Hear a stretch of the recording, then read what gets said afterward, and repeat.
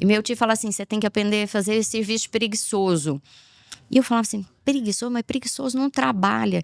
Eu falei assim, não, pelo contrário, preguiçoso ele faz certo da primeira vez para não fazer de novo. Eu sempre fui ensinada desde muito cedo a pensar o negócio. Tá. Né? Não sei se é porque eu era mulher e talvez assim naquele momento não existia nenhuma pessoa próxima, né, ao meu tio com outra opção. A opção seria realmente a minha pessoa. Então, ele falou assim, você tem que pensar o negócio, porque um negócio, para ele ser bem sucedido, para que ele dê continuidade, alguém precisa pensar. Se você for muito para uma área técnica, a paixão você já tem, a dedicação, né? Você já tem essa aptidão. Não era nem paixão, ele falava aptidão. Você já tem essa aptidão, né? De estar aqui, de querer estar aqui. Então você precisa pensar um negócio, porque se você caminhar para esse outro lado, você vai deixar de pensar um negócio, você vai começar a olhar o negócio com muita paixão, com muito amor. E não, você precisa pôr o negócio, trabalhar com muita fé, acreditando muito em Deus, que sem Deus ninguém faz nada, mas você precisa pensar um negócio fora da porteira, você precisa pensar um negócio como um todo, você precisa achar solução, enxergar pessoas, enxergar lá na frente. Então, por isso, até na época eu pensei em fazer administração, só que a administração, na minha época, né, eu já não sou tão jovem assim, era muito voltado para a empresa. Tá. Então, a economia me dava uma base maior, né? Então, assim, eu fiz o meu TCC, que na minha época se chamava monografia, não era TCC, sobre empreendedorismo rural. E foi, assim, um negócio muito difícil que eu fiz, porque não tinha material, ninguém falava do agro, ninguém entendia. Eu tive dificuldade para achar a mentoria, né? Mentoria hoje é a palavra da moda. Então, eu tive muita dificuldade para trazer, né, essa visão administrativa para dentro do que eu sabia fazer, do que eu gostava de fazer, que era o campo, o agro. Mas foi um desafio muito, muito grande. Uma pessoa se formando em economia, falando de agro, há muito tempo atrás, tipo assim, como assim? Fazenda é fazenda, fazenda não é um negócio, não é uma empresa. Isso. Então foi muito disruptivo na época, né? Fui buscar material fora do estado. E quando eu cheguei, todo mundo falou assim, você tem certeza que esse é o tema que você quer falar? Eu falei, absoluta. Foi para isso que eu escolhi economia, para pensar o meu negócio de forma administrativa, de forma que eu esteja conectada com realidades econômicas, administrativas, no ambiente de negócio. Ô, Janaína, como é que é? Peraí, então a sua mãe tinha irmãos. Sim. E os irmãos, e só tinha você de criança, assim, de filho ali? Sim. Que interessante. E assim, todos os meus tios, à época, eram solteiros, né? E só tinha a minha pessoa de criança. Então, eu fui uma criança criada por adultos, muitos adultos, né? Três figuras. Filha de 3. Eu era filha de 3, mas assim, um exercia mais o papel de pai, né? A condução. Então eu tive uma figura que eu falo que é meu pai, que na verdade é meu tio, porque meu pai faleceu eu tinha 3 anos, e ele exerceu, né, a grande responsabilidade de condução moral, ética, profissional, né, de valores dentro da minha vida. Então, realmente, foi ele que foi o meu alicerce. E você conseguiu ver o seu tio como pai? Essa figura para você, que você acabou perdendo tão cedo, não teve tempo de ter essa referência, e ele substituiu bem isso para você, você diria, ficou bem resolvida com essa questão? Claro, a falta do pai nada vai apagar, mas foi muito boa a função dele de pai. Perder o pai com 3 anos realmente causa uma dor, assim, que a gente não apaga da alma, né? A alma sempre ela tem alguns questionamentos, né? Por quê? Porque foi tão cedo. Mas ele ocupou um espaço com tanta presença, com tanta amorosidade, que eu não senti Isso. Tanto é que, assim, se você me perguntar assim, você tem memórias do seu pai?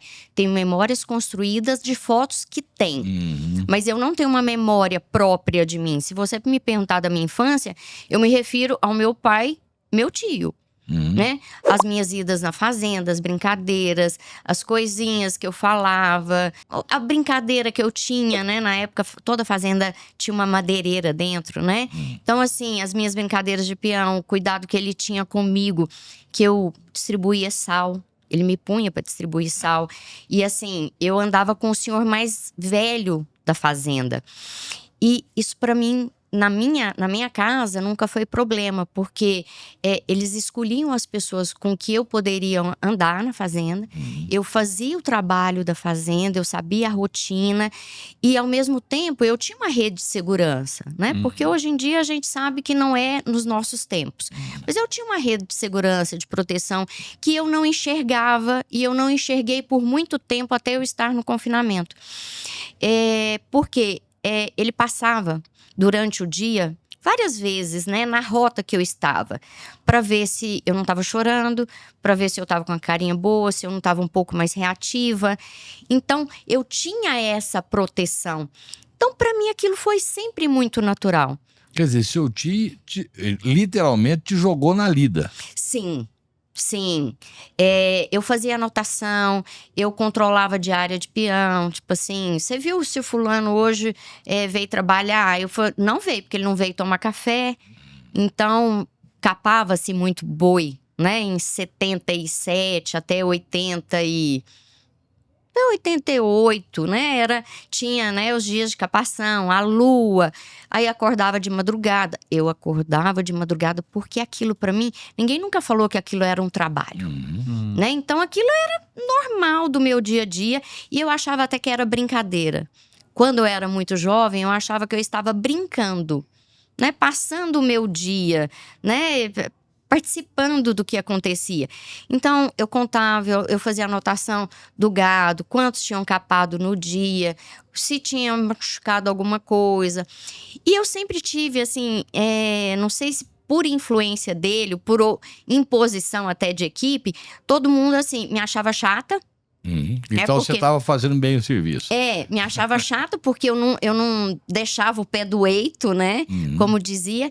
E eu ficava ali e eles tinham que também me proteger e cuidar, que eu era uma criança dentro de um curral com animal. E não tinha hoje, como tem hoje, um tronco de contenção, toda uma segurança. Era um curral roceiro mesmo, né? Antigo. Então, eles tinham esse cuidado, né? E eles falavam assim, Janaína, quantos deu? E eu, deu 130. Janaína, deu 130?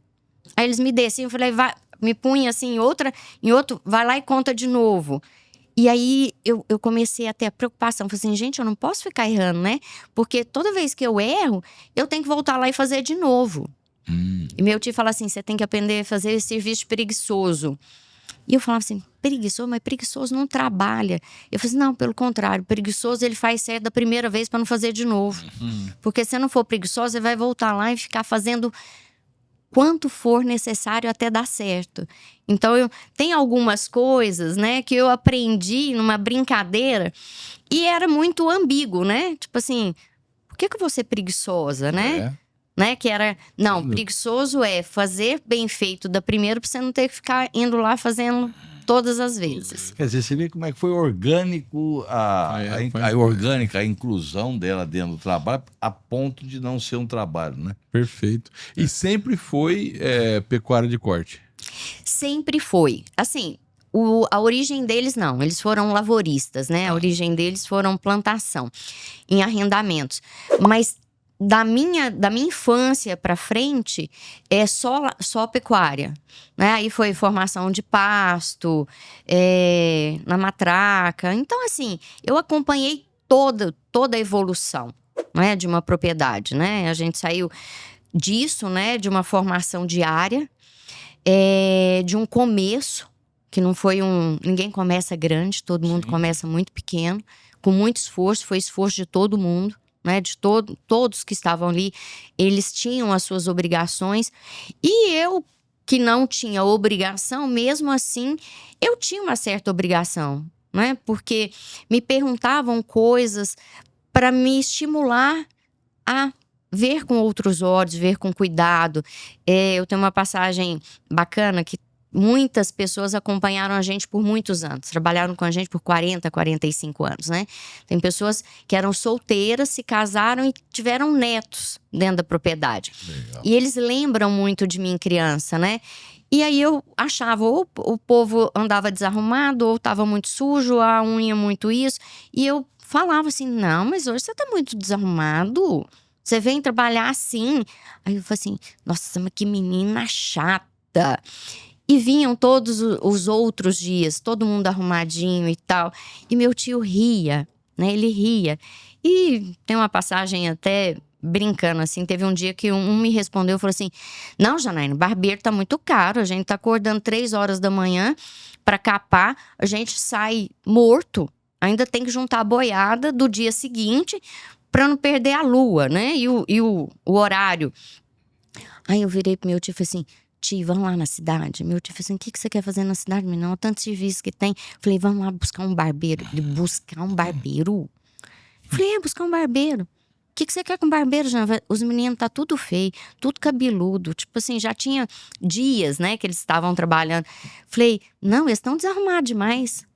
Meu tio falou, mas agora era o que me faltava. Eu ia buscar um barbeiro que custa caro pra cortar cabelo de peão.